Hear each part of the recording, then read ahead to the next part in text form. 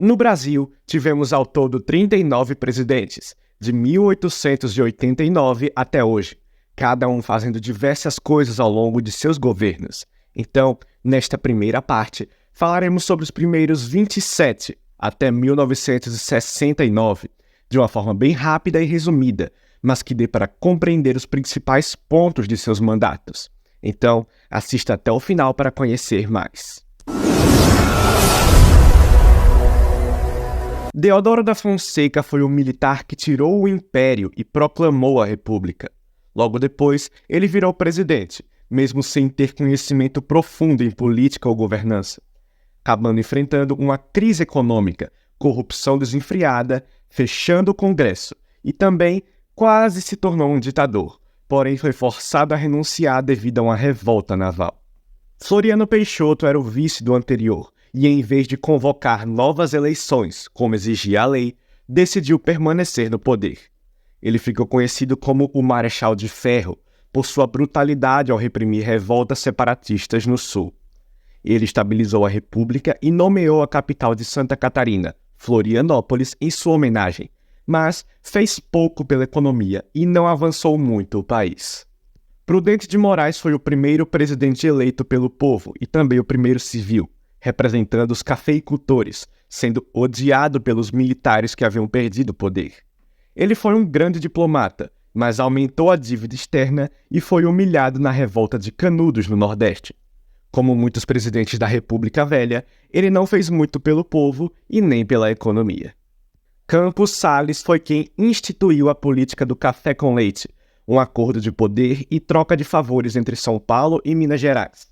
Ele também estabilizou o país e renegociou a dívida externa com a Inglaterra, mas para isso acabou aumentando impostos, cortando gastos e terminou o mandato sendo bem impopular. Rodrigues Alves foi um presidente que é conhecido por não ter feito muitas coisas para o país. Porém, foi ele quem transformou o Rio de Janeiro na grande e bela cidade que é hoje, e também foi quem comprou o Acre da Bolívia, transformando-o em um estado brasileiro. Afonso Pena foi quem tentou integrar a Amazônia e o interior do Brasil com ferrovias. Ele também controlou a inflação adotando o padrão ouro para a moeda, incentivou a imigração de alemães e italianos e trouxe a primeira leva de japoneses para o Brasil, além de modernizar as forças armadas. Porém, ele acabou morrendo de uma doença antes de terminar o seu mandato. Nilo Peçanha assumiu após a morte de Afonso Pena. Durante seu mandato, ele garantiu a continuidade da política do café com leite, mantendo os paulistas no poder, além da construção de várias escolas técnicas e agrícolas, promovendo a educação profissional. Ele enfrentou tensões regionais, mas conseguiu estabilizar a política do país. Hermes da Fonseca foi o presidente que enfrentou uma grande revolta de marinheiros e a reprimiu duramente. Ele também foi quem diminuiu o poder dos governos estaduais com um grande esforço militar.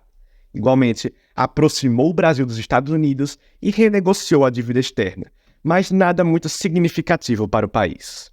Venceslau Braz governou durante anos de crise no Brasil e no mundo, incluindo a gripe espanhola, uma grande greve geral em 1917 e a entrada do Brasil na Primeira Guerra Mundial. Mas, como as grandes nações europeias estavam lutando, o Brasil teve que iniciar a sua industrialização no governo de Braz e acabou crescendo economicamente. Delfim Moreira era o vice de Rodrigues Alves, ex-presidente eleito de novo, mas que morreu antes de assumir.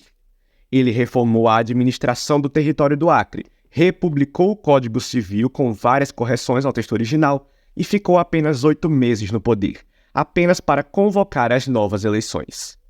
Epitácio Pessoa teve um governo instável, pois enfrentou revoltas dos tenentes e greves comunistas, além de se envolver em polêmicas raciais e conflitos com os políticos de São Paulo, o que desestabilizou ainda mais a política do café com leite e o seu governo, com nenhum feito grande para a nação.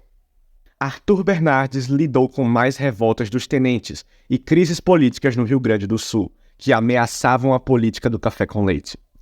Ele acreditava na total industrialização do Brasil e buscou bastante isso, mas não conseguiu avançar devido às crises econômicas que estavam ocorrendo. Washington Luiz enfrentou disputas com os tenentes e a ruptura entre as elites de São Paulo e Minas Gerais, além de lidar com a gigante crise da quebra da Bolsa de Valores em 1929. Ele rompeu com a política do café com leite, tentando centralizar o poder só em São Paulo, o que resultou no crescimento de insatisfações e a sua retirada com a Revolução.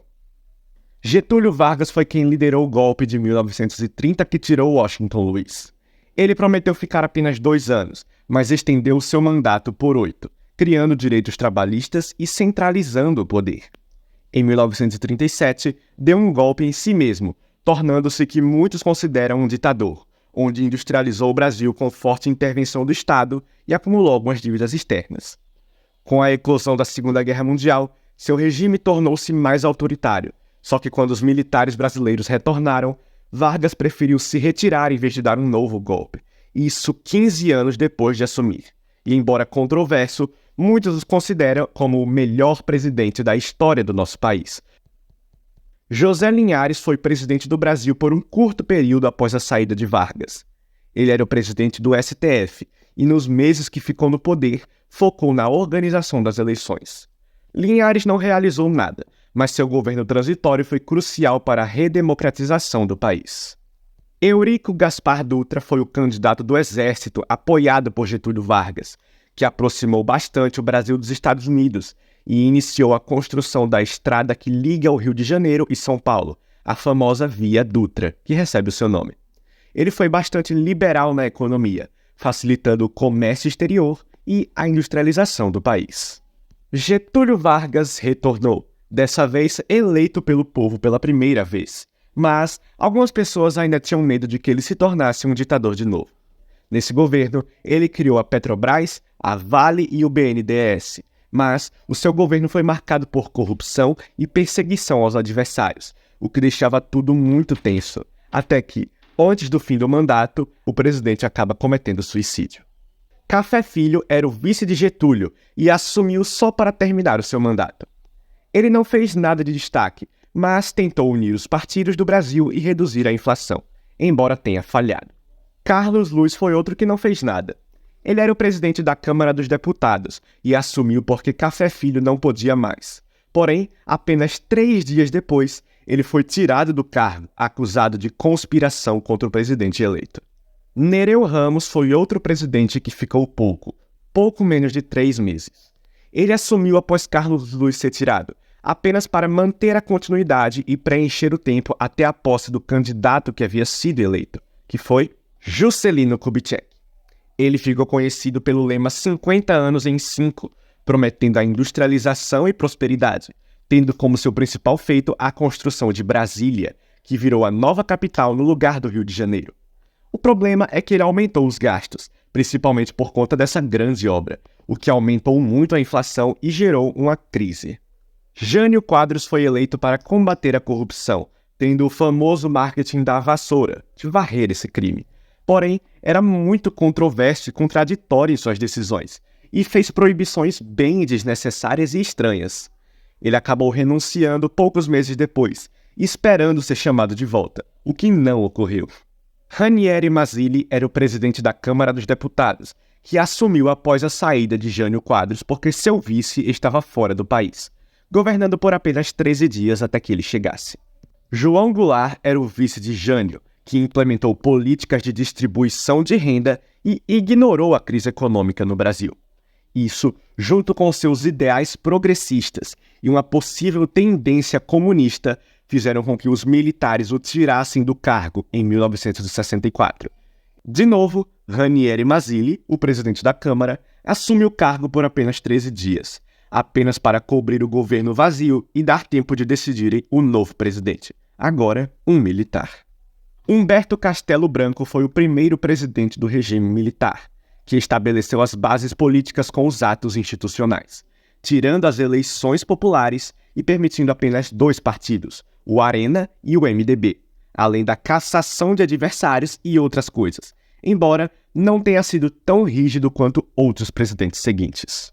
Arthur da Costa e Silva foi quem aprovou o AI-5, o decreto mais rígido de todos, tornando o governo mais autoritário, censurando a mídia, barrando reuniões políticas e dando poderes absolutos ao presidente, como os de fechar o Congresso, remover qualquer pessoa de qualquer cargo público, aprovar leis sozinhos e outras coisas, sendo bastante criticado por isso.